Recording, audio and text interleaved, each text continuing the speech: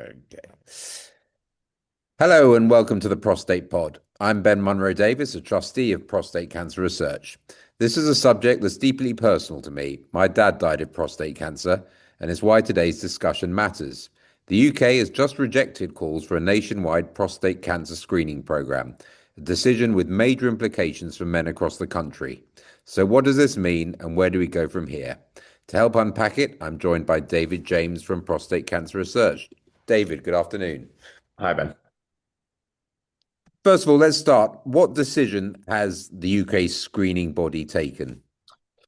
So, the UK National Screening Committee published its draft recommendation on Friday, November 29th.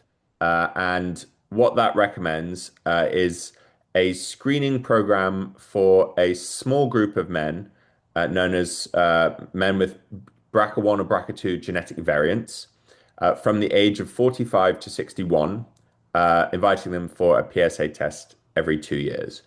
However, for other high-risk groups, such as black men or men with a relevant family history, as well as for the wider population over the age of 50, there has been no recommendation for prostate cancer screening as part of this recommendation.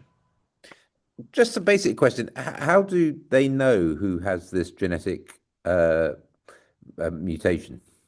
So this is a great question and one of the big challenges. So I mean, firstly, the likelihood of having that genetic variance, the BRCA1, BRCA2, is about in the general population is about 1 in 300 to 1 in 400 or thereabouts. Now it is higher in certain populations. So the Ashkenazi Jewish population, it is higher. I believe it's about 1 in 40 in that population. So there is kind of precedent in a sense. There is a sort of screening program for those members of the Ashkenazi Jewish population who are invited to come get tested for BRCA, your BRCA variants, because we all do have a BRCA gene, but it's the genetic variants or mutation that causes problems here. Um, but yeah, I mean, most people would be very unlikely to have any knowledge of it. The typically the likelihood of you having knowledge of it is if you've had a female relative who's had either sort of breast or ovarian cancer at maybe a sort of younger age, and they have then had some sort of genetic testing which has identified them as having the BRCA gene, and then there's some sort of follow-up testing for family members because there is a risk of passing it down to to your sons and daughters. So that that's likely at this point the only way that you might know about it officially. Because of that, the fact that you can pass it down, there is obviously a link with family history, and sometimes there might be a kind of way of using family history as a proxy. So if there are maybe, if there's more common occurrence of, say, breast or ovarian or prostate cancer in your family at certain ages, that might be indicative of that kind of BRCA genetic variants, but it also might not. So yeah, this is one of our issues with the draft recommendation is that it's just very, not widely known at all. And ultimately, we estimate it's a population across the UK of maybe about 25,000 to 30,000 people that this would impact. And then actually the other thing to add and actually, potentially, problematic, you're kind of thinking, well, okay, like at least that's positive maybe for these 25, 30,000 people.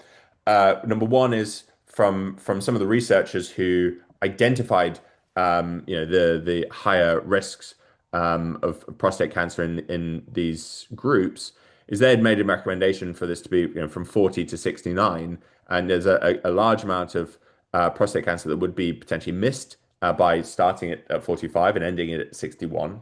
Number one. Number two is if you are known to have that BRCA genetic variance, nice recommendations, which are some guidelines in England at least, are that you should be having annual PSA tests. So actually, in many ways, it is potentially a step backwards for the people who've been identified with this genetic variance, other than perhaps making it systematic. It actually could be worse for these people. So To be honest, it's a concerning and as far as PCR is concerned, we're profoundly concerned by this decision that we think misses this huge opportunity to start making a real difference to the number of men who are being diagnosed late every year and the number of men who are dying of prostate cancer every year. Do they give a reason for why they didn't broaden the range of people who could get national screening? So the rationale is that if you they do now acknowledge that prostate cancer screening does save lives, and what they say is, they acknowledge basically the kind of evidence that's come from a recent massive European trial, 23-year follow-up of that, which basically said, it's you will save about two lives for every roughly 1,000 people screened, thereabouts. So the European data was one man for every 456 men screened, which is about two in 1,000. But what they said then is for every one life saved, for every two lives, double check their numbers. It's either every one or two lives saved, you have 20 people who are overdiagnosed and 12 of those will be overtreated. So this is their key. This is their key kind of issue, is they say there are harms that are caused from the screening program, and they're weighing those up against the lives saved, and they say that the lives impacted by negatively.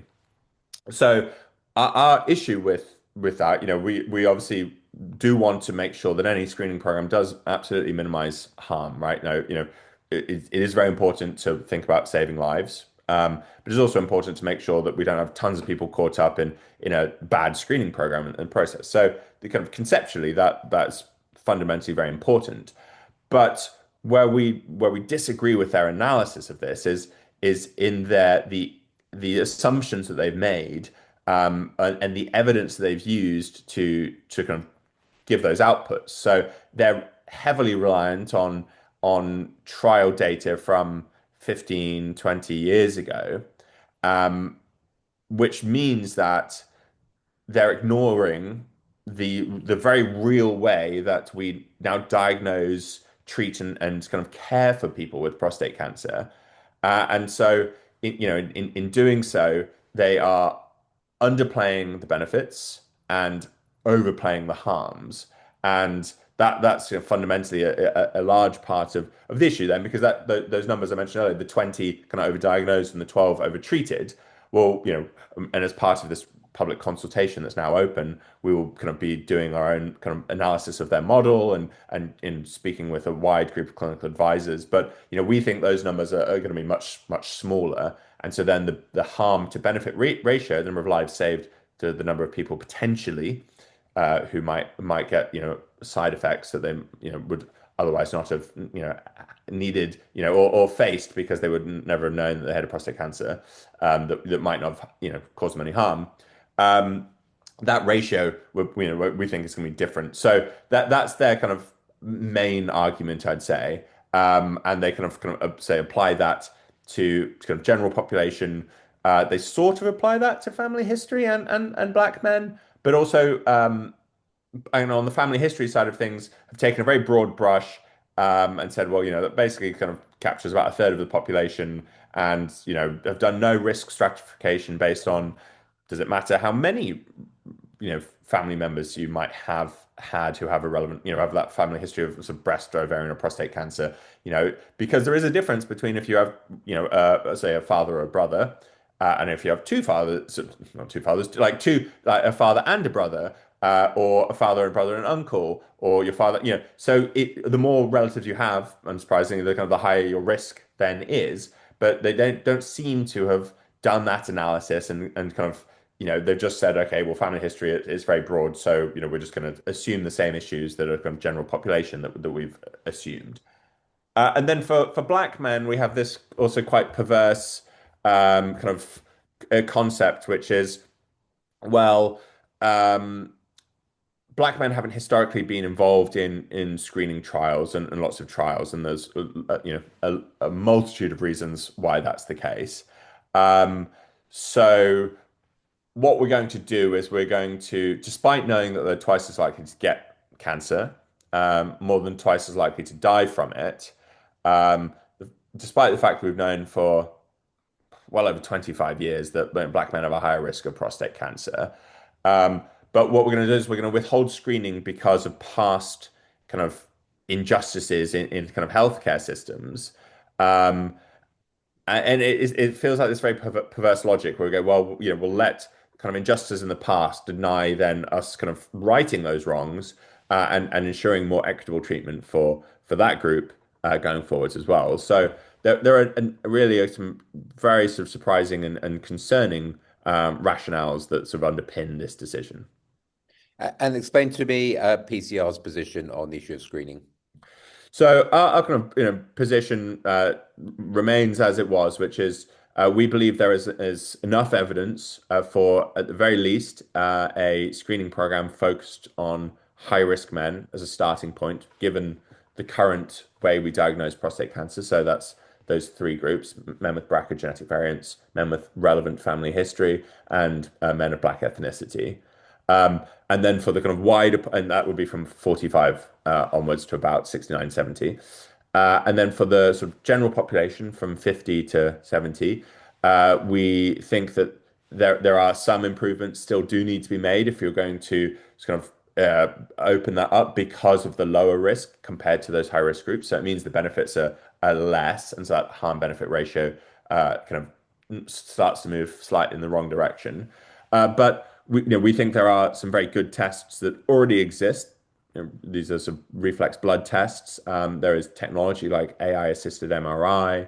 There's some digital pathology tools. So there's a whole host of things that we think will make a really significant difference. And we think that within hopefully just a handful of years, we could be looking at a much wider screening program. But we need to see investments being made into, piloting those, gathering some more real world evidence in the UK. But that doesn't necessarily mean that we have to be waiting over a decade or potentially, 15, 20 years for, more data to come out of clinical trials. That might just mean, more kind of real world evaluations in sort of settings in regions across the UK to gather that data before looking at sort of a broader screening program. So it sounds like you'll be keeping up the campaign. Does the screening body meet again? When does it review its decision? So there's public consultation. Submissions are due on the 20th of February, and then depending on the number of submissions and kind of challenges that will kind of come from that, they will then report back either in March or potentially if that's going to involve them having to go back to relook at their model and kind of make big changes. It may take a number of months more for them to come back with a kind of final recommendation, which would then go to kind of Wes and the other departments and the other secretaries of health across the UK to make their own then decision. Because I mean, ultimately, right, it's an independent committee, it's an advisory committee who will make advice to the departments of health. But then, ultimately, the final decisions on whether to institute a screening program or not rests with the departments of health and the ministers across the devolved nations as well. And I believe Wes Streeting has expressed surprise, I think was his phrase, at the initial decision. In the meantime, it's a strange one, isn't it? Because there's no national screening program, but you can go to your GP and ask for the first step in that process, a PSA test, can't you? Yes, so men over the age of 50 are still entitled under the current system, which is called the Prostate Cancer Risk Management Program, to ask their GP for a test. Their GP is then supposed to have a conversation with them about the pros and cons of that test. And then if after having that conversation, the gentleman decides they still would like that test, then they are supposed to be able to access that. We do know that that doesn't happen consistently across the country. But we do obviously encourage people to be aware of their rights. And if they are told no for whatever reason, and they're aware of their kind of they made that decision, that they should continue to sort of push for that. And if necessary, they can try and speak to another GP who might be more willing to pardon me, offer them that test. Okay. Well, as somebody whose father died of prostate cancer, I have a regular PSA test, and Fortunately, I guess my GP's been very willing to help. And just finally, just to go over, I mean, certainly when my father was diagnosed sort of 20 years ago now, it was sort of PSA test and then straight to biopsy, which is obviously quite a risky procedure. There are now a lot of more steps on the path, which help us reach sensible diagnoses of each patient. Yeah, absolutely. So, as you said, it used to go PSA straight to a biopsy, and at that time it was a transrectal biopsy. Um, and in many ways, you would take samples from the prostate, and these were sort of done blind, right? I mean, you didn't know where you knew you were sampling into the prostate, but there was no kind of guide as to where you should perhaps be kind of trying to sample. Whereas what we have now as a step between the PSA test and the biopsy is an MRI scan. And that is, important for two reasons. One is it acts as a kind of a filter before the biopsy. So men who have a scan and it gives them sort of the all clear don't need to go have a biopsy. That MRI scan can sort of provide them with that that they're fine. Then for those men who are, on the scan it does show kind of concern, then they will go forward to a biopsy. But that biopsy then can be targeted because they can use the images from the scan to determine, okay, well, here are certain areas where we should be, looking particularly to sort of sample and test, and then taking samples from those areas as well as others. But then it's much more sort of, appropriate way of biopsying. And then the other thing as well is that the way we've done that biopsy has changed. It's no longer transrectal, i.e. through the bowel wall. It's through the perineum, which is the bit of skin between the backside and the testicles. And so it's a much safer process, far fewer infections. So it's kind of a combination of those things which have radically reduced the harms associated with diagnosing prostate cancer. And again, this is part of our issue, right? Those changes are not reflected in some of this old clinical trial data. And so, what we're doing is we're kind of reliant on clinical trials from decades ago to inform the way we're screening people in the present day. And there is this disconnect, which just fundamentally is problematic. The last thing, just to add, and it's kind of not related, but for anyone who's listening, firstly, our website pcr.org.uk, has information on what we're doing in terms of sort of our screening campaign, including kind of links to our petition that we have launched, as part of our kind of the political kind of public pressure that we want to put on the departments of health to make sure that they understand this is a very important decision, and there are the big flaws. But secondly, also our website, the info pool, which you can find from our off our PCR website, has a whole host of information about all these different tests I've mentioned, videos and things about MRI scans, biopsies, etc. So for people who are kind of interested or want to learn more, that's a great place to go to get that kind of detailed but a very accessible information on the way we diagnose and treat prostate cancer. Well, I heartily recommend that everyone go to the website as soon as they can, both to find out and also to join the campaign. David, thank you very much and keep up the good work. Thanks, Ben.